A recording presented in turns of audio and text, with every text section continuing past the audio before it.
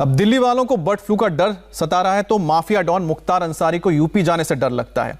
UP में माफियाओं के खिलाफ योगी सरकार के ताबड़तोड़ एक्शन के बीच सुप्रीम कोर्ट से आज बड़ी खबर आ सकती है। मुख्तार अंसारी को पंजाब की रोपड़ जेल से यूपी वापस लाने वाली याचिका में थोड़ी देर में सुनवाई होने जा रही है और फैसला भी आ सकता है।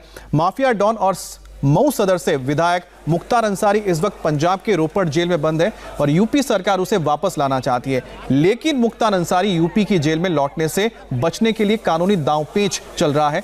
यूपी की गाजीपुर पुलिस उसे वापस लाने के लिए रोपड़ जेल गई थी, लेकिन जेल सुपरिटेंडेंट ने मुख्तार की मेडिकल रिपोर्ट का हवाला देकर उसे लौटाने से इनकार कर दिया और ऐसे में आज कोर्ट के फैसले से यह क्लियर हो सकता है कि पूर्वांचल का जो डॉन है मुख्तार अंसारी वो रोपड़ जेल में रहेगा या फिर उसे यूपी पुलिस अपने साथ लाने में कामयाब होगी।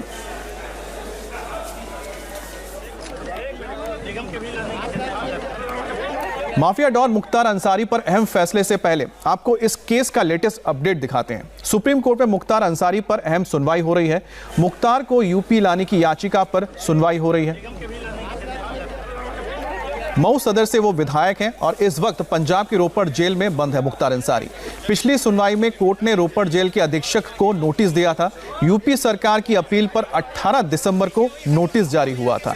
गाजीपुर पुलिस मुख्तार को लेने रोपड़ गई थी, लेकिन पंजाब पुलिस ने मुख्तार को लौटाने से इनकार कर दिया। मेडिकल रिपोर्ट का हवाला देकर उसे यूपी पुलिस के साथ भेजने से इनकार कर दिया गया और 2019 में लोकसभा चुनाव से पहले रोपड़ जेल शिफ्ट हुआ था मुख्तार अंसारी। अब यूपी सरकार मुख्तार अंसारी को वापस लाना चाहती है, लेकिन मुख्तार अंसारी वापस नहीं आना चाहता है। मुख्तार अंसारी कौन है आपको यह भी बताते हैं। मुख्तार मऊ सदर से विधायक है। वो 1996 में पहली बार विधायक बना। मुख्तार की पहचान बाहुबली नेता और माफिया डॉन के तौर पर है। उसे पूर्वांचल का बदनाम गैंगस्टर भी माना जाता है। मुख्तार पर जमीन पर अवैध कब्जा से लेकर मर्डर, किडनैपिंग, एक्सटॉर्शन के संगीन आरोप हैं और फिलहाल वो पंजाब के रोपड़ जेल में बंद है। और इस खबर पर हमारे साथ सहयोगी गोनिका अरोड़ा जुड़ गई है, जो सुप्रीम कोर्ट के मामले में हमें बताएंगी क्या वहां पर चल रहा है। इसके अलावा लखनऊ से रुचि कुमार भी हमारे साथ जुड़ गई है। तो सबसे पहले दिल्ली का रुख करते हैं, जहां पर गोनिका है। गोनिका, आपको क्या लगता है कब तक इस पर फैसला आ सकता है और फिलहाल क्या वहां पर उनकी तरफ से कुछ लोग पहुंचे हुए हैं? देखिए, क्योंकि मामले की सुनवाई जो है वो डिजिटल तरीके से ही हो रही है, वीडियो कॉन्फ्रेंसिंग के जरिए सुनवाई है। ऐसे में कोई वकील या फिर जजेस यहाँ पर नहीं पहुंचते हैं। हालांकि जो बेंच है वो बैठ गई है। 11 बजे बेंच के बैठने का वक्त था और मामला कोर्ट में इस वक्त सुनवाई चल रही है। लेकिन जो मुख्तार अंसारी के मामले पर है वो करीब 12 बजे सुनवाई होगी, क्योंकि 31 नंबर मैटर है। ऐसे में 12 बजे यानी कि करीब 1 घंटे का इंतजार इस मामले की सुनवाई शुरू होने के लिए करना पड़ेगा। वहीं जो पिछली सुनवाई थी उसमें 18 दिसंबर को जब कोर्ट ने सुनवाई की थी तो रोपड़ जेल प्रशासन को नोटिस जारी किया था। जेल सुपरिटेंडेंट से कहा था कि आप यूपी पुलिस का सहयोग करें और मुख्तार अंसारी को अगर वो ले जाना चाह रहे हैं तो इसमें उनका जो है सहयोग किया जाए। लेकिन जिस तरह रोपड़ जेल प्रशासन की तरफ से पिछली बारी मुख्तार अंसारी की हेल्थ का हवाला दिया गया था कि उनकी सेहत ठीक नहीं है, मेडिकल ग्राउंड्स जो है उसका हवाला दिया गया था, तो तब मना कर दिया गया था मुख्तार अंसारी को रोपड़ से यूपी भेजने के लिए। ऐसे में दोबारा से यूपी सरकार ने सुप्रीम कोर्ट का रुख किया है और आज की सुनवाई बेहद अहम होगी, क्योंकि रोपड़ जेल प्रशासन जो है उनकी तरफ से ये कहा गया था कि हम लिखित में कोर्ट में जवाब देंगे। तो आज उनकी तरफ से जो लिखित जवाब है वो कोर्ट में फाइल किया जाना है और क्या ये जवाब होगा, जैसे ही सुनवाई होगी तब ये पता चलेगा कि आखिर रोपड़ जेल प्रशासन अपनी सफाई में क्या कहना चाह रहे हैं। क्योंकि पिछले लंबे वक्त से मुख्तार अंसारी रोपड़ जेल में बंद है।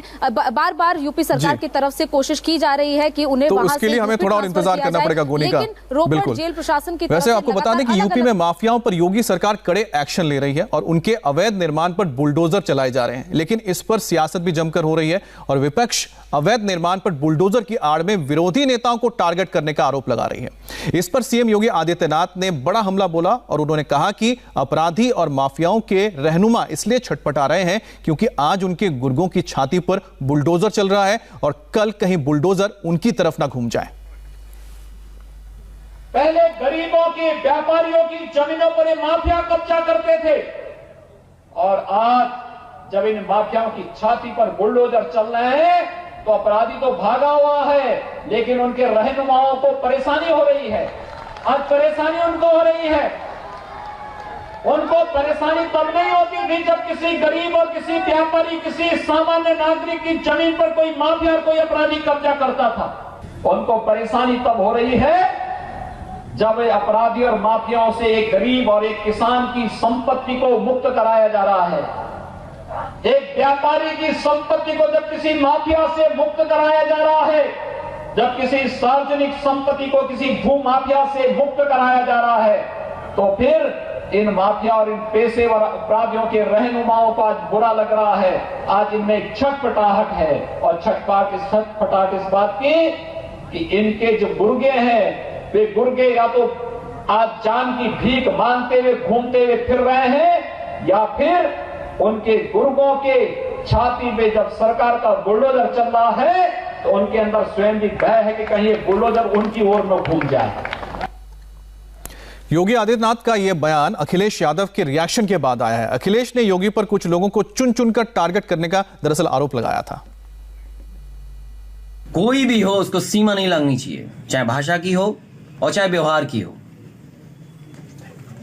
और फिर जो बिल्डिंगें तोड़ाने का सिलसिला है, किसका नक्शा पास है? हमारे पुराने लोग जितने हैं उनका किसी का नक्शा पास नहीं है। आप जितने खड़े, हम खड़े, हमारे दादा परदादों ने बनाया, हम उस घर में रह रहे हैं।